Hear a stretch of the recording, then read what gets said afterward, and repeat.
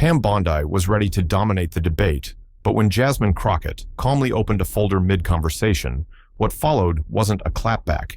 It was a quiet dismantling that left Bondi spiraling and the nation watching. It started like most political showdowns do these days, with a promo clip and a countdown clock. A national cable network announced a live roundtable, Jasmine Crockett versus Pam Bondi. It wasn't framed like a conversation, it was framed like a collision. A face-off between two women who'd never backed down from a microphone and weren't about to start now. Political Twitter lit up before the graphic even faded. The caption under the promo read, "Two voices, one table, let's talk policy and reality." Pam Bondi, former Florida Attorney General turned frequent cable news fixture, was known for her rapid-fire delivery and sharp-elbowed commentary. She didn't dodge questions, she bulldozed through them. She had built her brand on being blunt, telegenic, and relentless. To her supporters, she was a fighter. To her critics, a professional deflector. Either way, she didn't mind. Pam never came to lose. Then there was Representative Jasmine Crockett, Texas Congresswoman, civil rights attorney, steel in her spine and fire in her footnotes. She didn't do performative outrage. She came armed with data, detail, and a calm that unnerved the loudest people in the room. People called her measured, unbothered, strategic. The kind of person who lets you talk just long enough to unravel yourself. So when the network booked them on the same panel, expectations weren't just high, they were combustible. Think piece writers started sketching headlines before either woman had touched a mic. Bondi versus Crockett, two Americas, one stage. Can calm beat charisma? What happens when a soundbite meets a case file? Even the production team felt it, not just another morning segment. This was set to be a referendum on more than policy. It was about presence, power, and the way two very different kinds of strength collide. 3 topics were listed for discussion: public safety, educational equity, and media accountability. But no one really believed they'd stay in those lanes. The truth was, the show wasn't built for calm exchange. It was built for sparks. And the producers knew it. They didn't say it out loud, but everyone behind the scenes hoped for a moment. Something viral, something loud. They were about to get one, but not in the way anyone expected. Pam thought she was ready. Jasmine already was. The green room was quiet, but not still. Tension doesn't always announce itself loudly. It lingers in the corners, beneath the hum of overhead lights and the shuffle of last-minute prep. Jasmine Crockett sat in a low-backed chair near the corner, legs crossed, folder in hand, no handlers, no fuss. Just her and the prep she'd already finished last night. She wasn't scrolling through her phone. She wasn't running talking points. She was waiting, calmly, intentionally, like someone who didn't need the room to change to own it. Across the hall, the atmosphere shifted, louder, brighter, a bit more chaotic. Pam Bondi had just arrived, flanked by 2 aides and a freelance stylist. She laughed easily, moved fast, spoke louder than necessary. She scanned the makeup room like a stage, not a pit stop. Her blazer was crisp, hair camera ready, and her energy said she was here to perform. Not in a fake way. Pam was always on. It was part of her power. She knew how to fill space before she even said a word. A junior producer peeked into Jasmine's room. 5 minutes, he said. Jasmine nodded once, didn't stand yet. She flipped open the folder, reviewed 1 line of notes, then closed it again. In the control room, one of the lead producers leaned toward his headset mic. "Feel it," he whispered to no one in particular. "Something's coming." His co-producer didn't look up. "Hope we're rolling when it does." Pam's voice carried down the hallway, something about accountability and left-wing chaos. One of her aides handed her a talking points card. She skimmed it, then tossed it back. "Don't worry," she said. "I know what I'm doing." Back in the other room, Jasmine reached into her bag, pulled out a single printed document. No bold header, no highlighting, just facts. She slid it into her folder like someone placing a chess piece before the first move. Outside the studio door, a floor manager motioned for both women. It was time. Pam cracked her neck, smiled wide. "Let's do this." Jasmine stood slowly, adjusted her blazer, picked up her folder. No one could feel it yet, but the ground was about to shift. and only one of them knew where it would crack. The lights warmed, the cameras blinked red. A familiar theme song played for just long enough to signal that this wasn't just television, it was political theater. The moderator welcomed viewers, introduced the panel, then turned straight to Pam Bondi with a question about rising crime rates.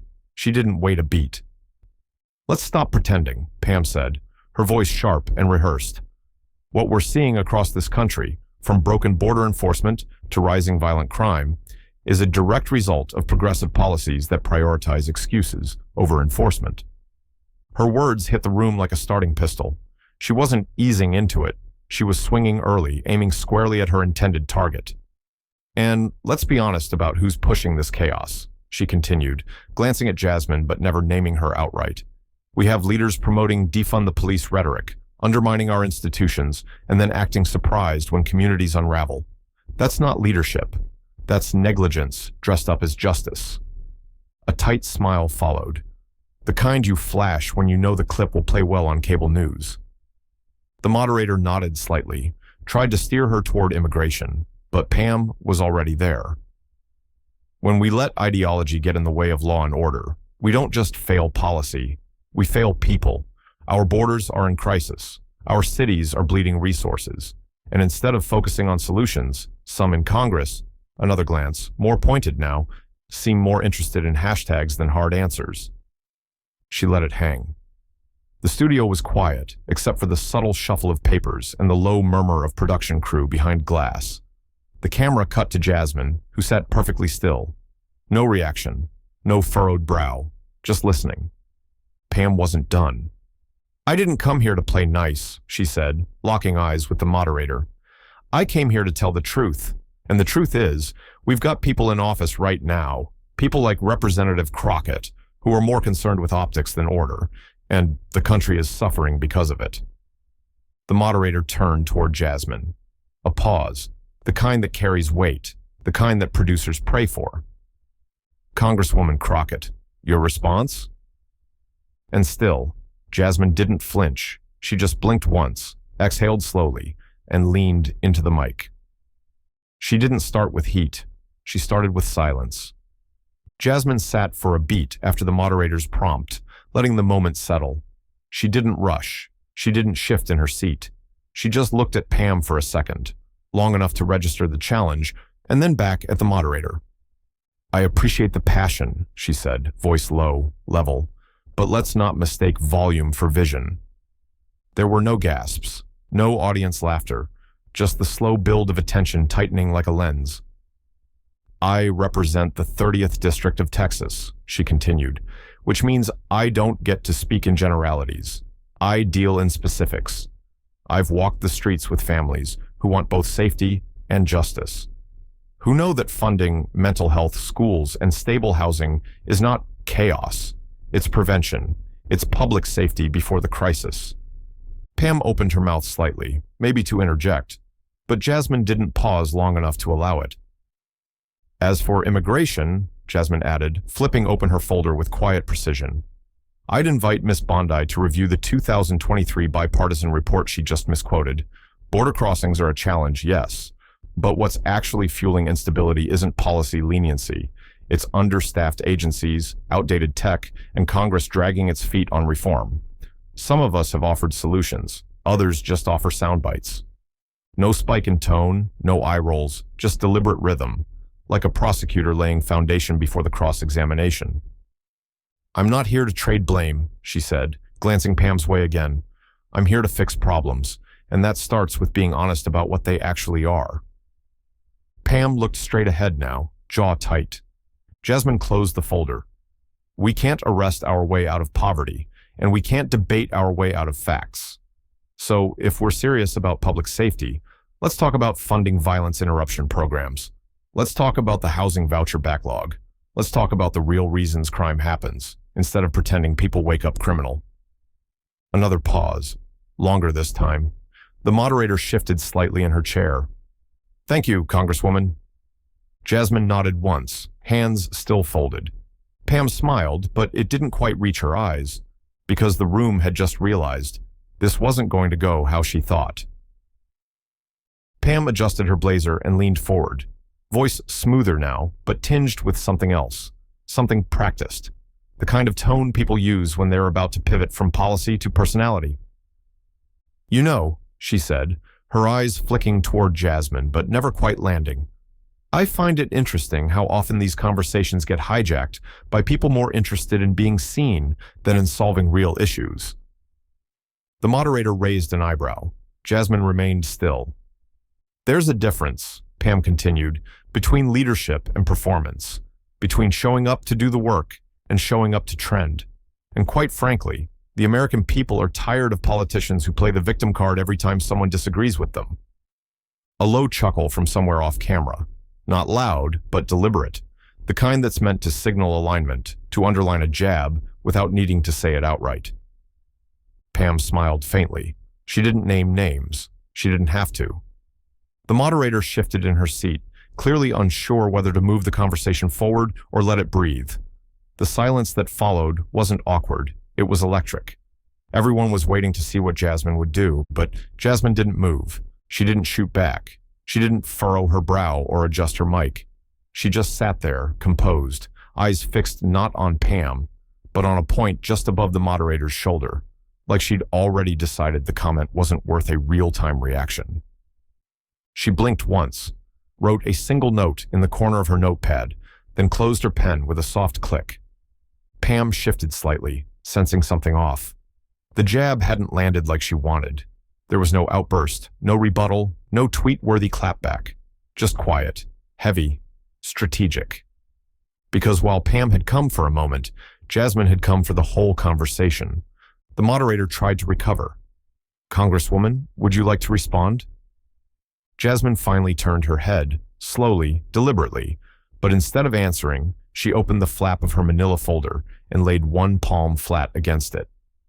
"Not yet," she said calmly. And that was the moment Pam should have started worrying. The shift was small, almost imperceptible. Jasmine adjusted in her chair, not defensive, not combative, just centered. The kind of posture you see in people who already know how the next three moves end. "Since we're talking about performance," Jasmine said, her voice smooth as glass, "I'd like to offer some supporting material." She opened the manila folder. No fanfare, no dramatic pause, just one sheet at a time, methodically removed, arranged in a neat stack. She looked at the moderator, not Pam, and slid the documents across the table. "These are public records," she said, "filed during Ms. Bondi's tenure as Florida's Attorney General, ethics complaints, conflict of interest inquiries, court filings tied to decisions that, according to Florida's own Inspector General, benefited donors over constituents." The moderator blinked. She glanced down at the pages. Names, dates, case numbers, highlighted excerpts. Pam laughed once, short, sharp, and hollow. "Seriously?" she said. "This is where you're going?" Jasmine didn't even glance her way. "Every citation is footnoted," she said. "Every number verified. And since the topic of performance came up, I thought it might be useful to look at the record, not the rhetoric." The words weren't loud. They didn't need to be. They slid under the surface like a current, quiet but forceful, undeniable. Pam's smile cracked. "These complaints were dismissed," she snapped. "Some," Jasmine replied, finally looking at her, "were dismissed on technicalities. Others were settled. But the patterns remain. And if we're going to talk about who's performing and who's producing results, let's use real data, not catchphrases." Pam reached for her water, hands a little less steady than before. The moderator was still scanning the top sheet, lips pressed together. Behind the scenes, the control room scrambled to decide what to cut to, stay on Pam's reaction or zoom in on the paperwork. A producer muttered, "We just lost the narrative." But Jasmine hadn't lost anything. She hadn't raised her voice. She hadn't traded insults. She had simply, efficiently, recentered the conversation around facts. One of the camera operators whispered, "She flipped it." And she had. Because in under a minute, Jasmine turned a jab about performance into a lesson in receipts, and Pam Bondi had no lines left in the script for that. Pam blinked hard, like someone trying to clear dust from their eyes, but finding it's already behind the lens. Her hands were no longer gesturing with confidence. They were fixed in place, fingertips pressed tightly against the table like she needed to steady herself. "This is a smear campaign," she said finally, voice sharper than it had been just minutes earlier. "An ambush. This is classic deflection from someone who can't defend her own record."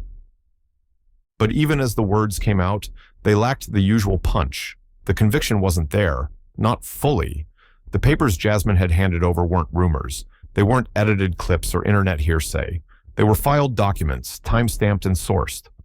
The moderator cleared her throat softly, flipping through one of the pages. Her brow creased. One of the producers behind the glass raised a finger. "Keep rolling." Pam kept talking, faster now. "People are tired of politicians who twist the narrative, who use old paperwork to distract from the real issues, like crime, like border security, like inflation. These are the things families care about, not what happened 10 years ago in a state office." Buzzwords, bullet points. She was reaching for the safety net she'd used 100 times on air: law and order, fiscal responsibility, the American people. But it wasn't landing. Not here, not now. Because the room had seen the shift. Pam had walked into the segment expecting to dominate with presence, with polish. But now, she was scrambling to explain, while Jasmine hadn't even raised her voice. The moderator tried to regain control. "Ms. Bondi, just to clarify, are you denying the authenticity of the documents?" Pam hesitated. "They're public," she finally said, "but they don't tell the whole story." Jasmine didn't flinch. She didn't need to, because the whole room already understood something Pam hadn't planned for. She'd been thrown off, not by scandal, not by shouting, but by the one thing she hadn't prepared to counter: facts delivered without fanfare.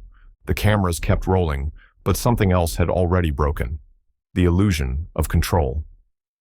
Pam looked across the table. Jasmine was still, focused, patient, and that was the real warning. Jasmine waited. She didn't pounce. She didn't gloat. She let Pam's last sentence settle into the awkward quiet that followed, like a poorly pitched softball that never quite makes it over the plate. Then she leaned forward, just slightly, and placed her hands flat on the table. "I don't mind being called prepared," she said, voice smooth, almost soft.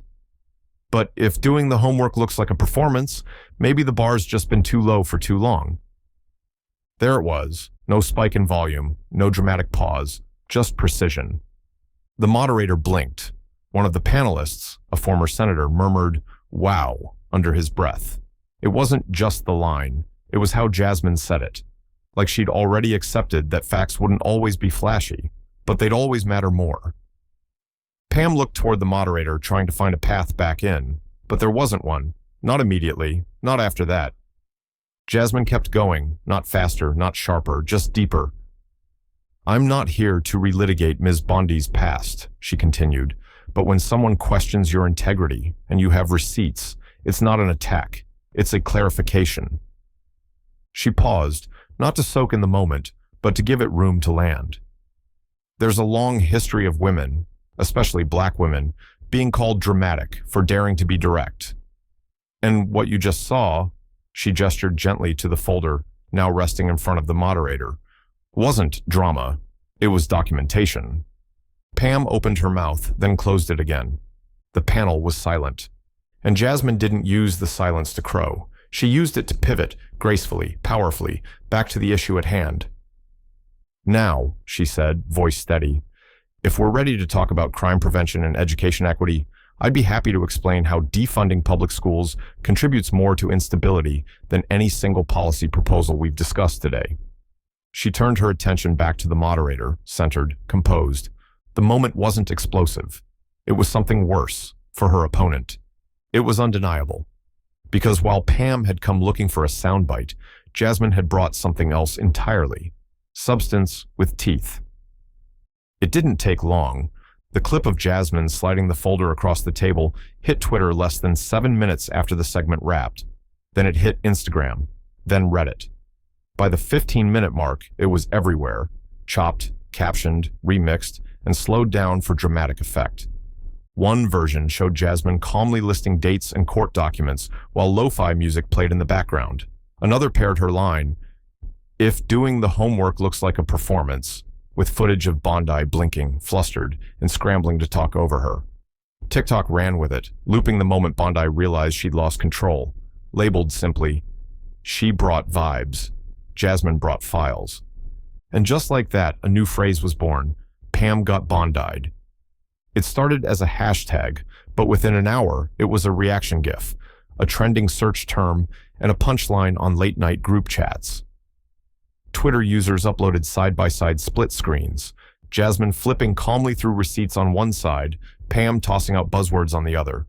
One viral tweet read, "Pam, let's talk about leadership." Jasmine, "Hands over documented evidence of political misconduct." Pam, "Buffering." The digital crowd didn't just laugh, they leaned in.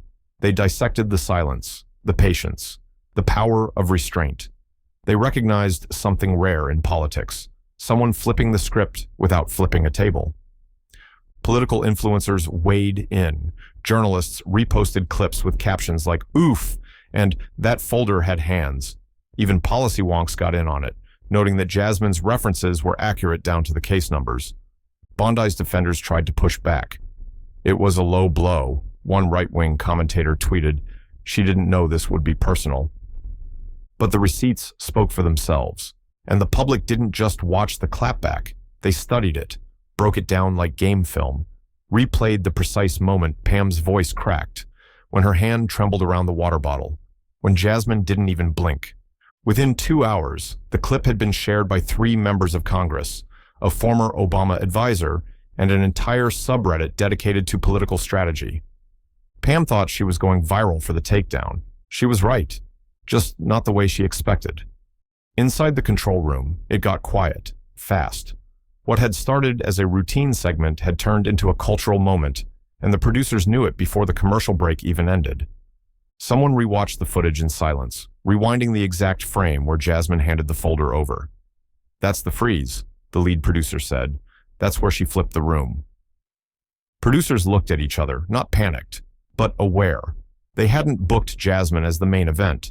They'd booked her as balance, a counterpoint, the calm to Pam's confident storm. But what they got instead was strategy, precision, control, the kind of control they weren't ready for.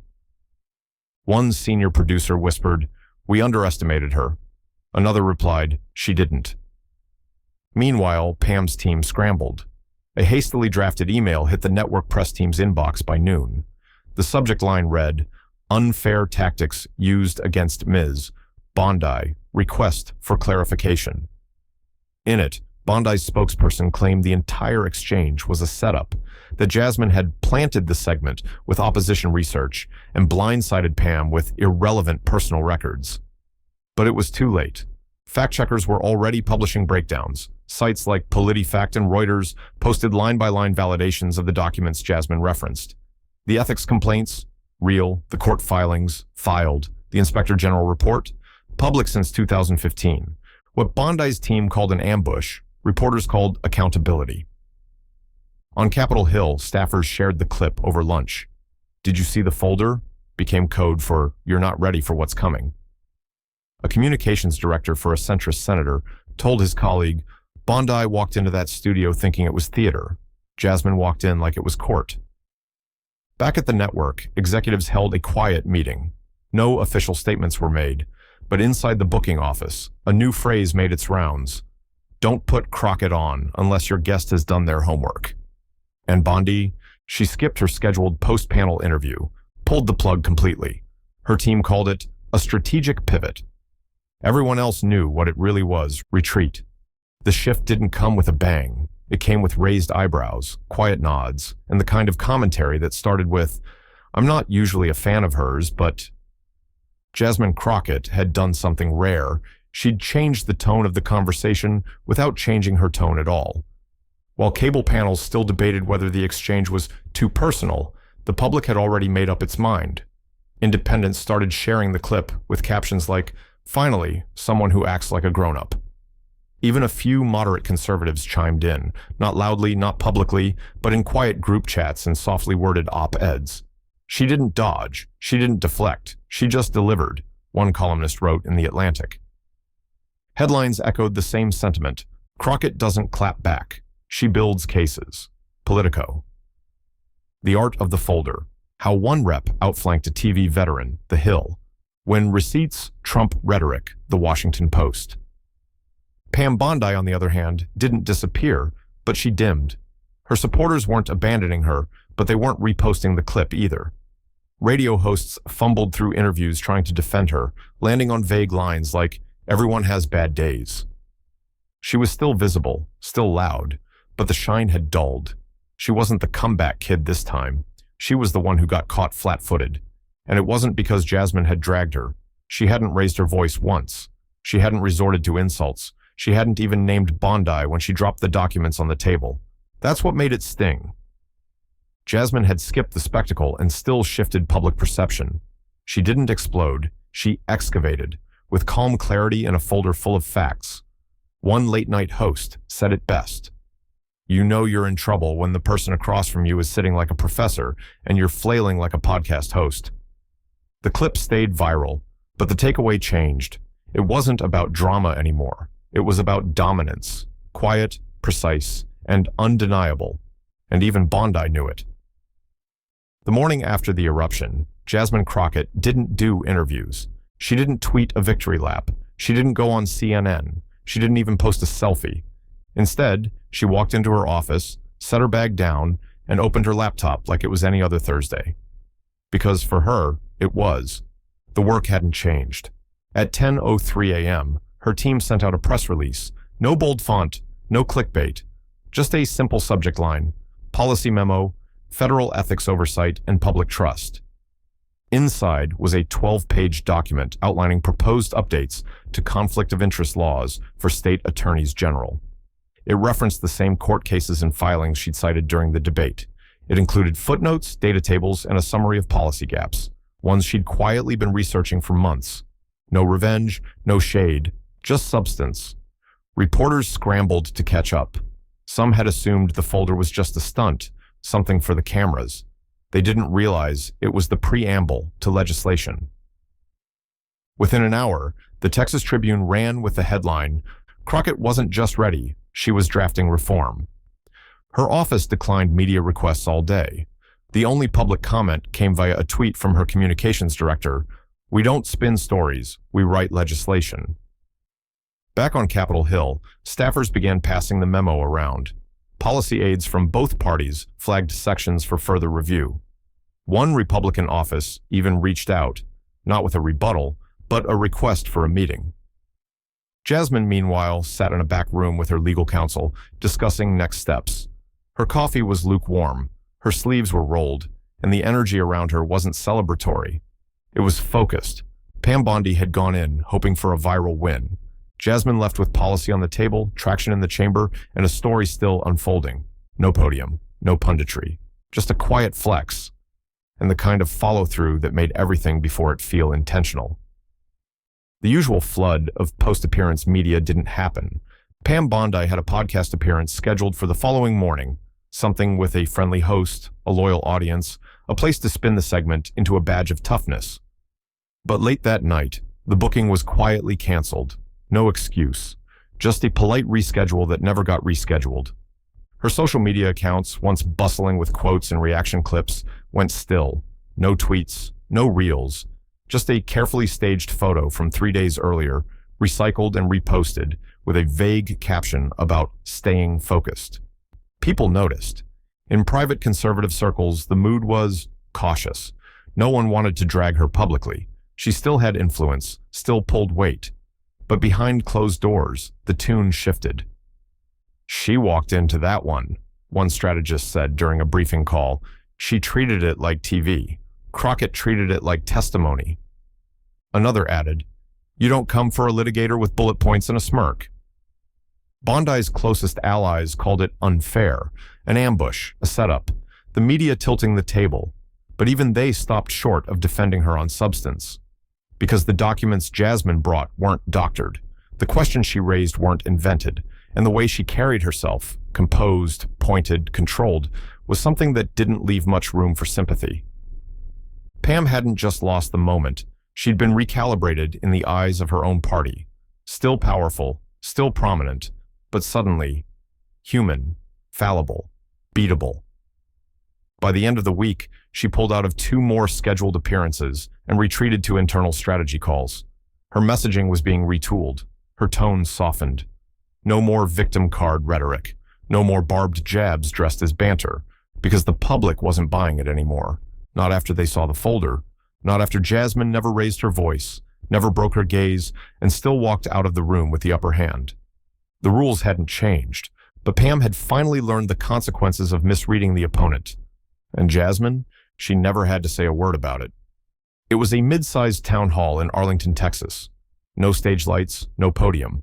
Just metal folding chairs, a wireless mic with a loose cover, and about 80 people packed into a rec center with fluorescent lighting. Jasmine Crockett stood near the front, not elevated, just present. She wore dark slacks, a plain blouse, and the same poise that had just dominated a national conversation without once shifting out of calm. Most people in the room had already seen the clip. Some had watched it twice. Others had forwarded it to friends with a simple line, "This is how you handle it." But nobody brought it up directly, until a woman in the 3rd row raised her hand. Older, soft-spoken, with a notepad full of scribbles. She didn't even ask a full question. She just said, "What you did, that wasn't a clapback, that was something else. What would you call it?" Jasmine smiled, tucked a loose curl behind her ear, and held the mic just loosely enough to signal she wasn't about to launch into a speech.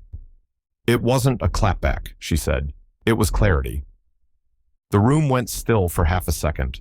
Then came the applause, not explosive, not performative, just slow, steady, deliberate. The kind of clapping people do when they're not just impressed, but affirmed. Jasmine continued, "I didn't go into that debate to embarrass anyone. I didn't bring facts to prove a point. I brought them because the truth deserves space. And sometimes, the only way to cut through the noise is to say less and mean more." She didn't name Pam. She didn't have to. Everyone already knew. "You can clap back," Jasmine added, "or you can clarify. One disappears in a headline, the other builds momentum." By the time the town hall ended, people weren't rushing the mic. They were waiting in line to speak with her, not to praise, but to share their stories, their frustrations, their files. And Jasmine listened, because the folder she carried on TV wasn't the end of the conversation, it was the invitation, to show what it looks like when clarity becomes currency. It didn't end with a walk-off. There was no mic drop, no chest-thumping tweet, just a shift, subtle but seismic. The moment between Jasmine Crockett and Pam Bondi wasn't built for spectacle, but it became one. Not because someone yelled the loudest, but because someone didn't have to. And in a political culture that rewards heat over light, that silence hit harder than a viral soundbite ever could. For days, the clip kept circulating, not because it shocked, but because it taught. It was studied in law classrooms, posted in organizing groups, played on morning shows without the usual cut-ins. People didn't just watch it, they re-watched it, not to cheer, but to understand what made it work. What they saw was a masterclass in preparation over posturing. Jasmine didn't raise her voice once. She didn't match energy. She didn't trade barbs. She built a case. She laid out facts. And when the moment called for heat, she delivered precision instead. Pam had come with lines. Jasmine came with receipts. That folder wasn't a prop.